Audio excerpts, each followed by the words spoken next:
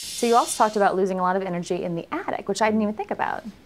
Yeah, actually, along with the windows and doors, the attic is one of the most common places people lose energy. If you think about it, heat likes to rise, right? So if your attic's not insulated, that's public enemy number 1, 2, or 3. You've got to address that. Most houses built before 1978 have no insulation whatsoever. Even the ones built from 78 through 95, minimal.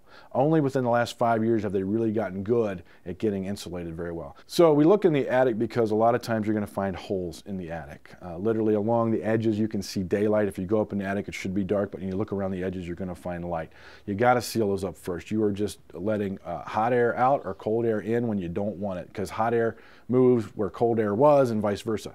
So we want to look at that for sure. Once you get that sealed up, then you're ready to insulate the attic. And most attics right now have maybe an R1, R2. You want to get about an R30, and the government regulations are moving even higher very soon in the near future. Okay, you just spoke a foreign language. R1, R2, R30, what does that mean? That's the resistance to heat loss, heat flow. Resistance to Yeah, right. Okay. So the higher the number, the more the resistance to losing heat. That's a good way to think about it. So an R10 is good, an R19 is better, and R60 is wow. Wow. Okay, we want wow. Yeah. We definitely want wow. That's right. Well, so what do you use to seal up the attic and to insulate it? Well, we're going to use our silicone product. We're going to use our great stuff, expanding foam. So depending on the size of the hole or where it is, sometimes you're going to find a wall in the middle of the attic. You think, well, it's okay because it's interior.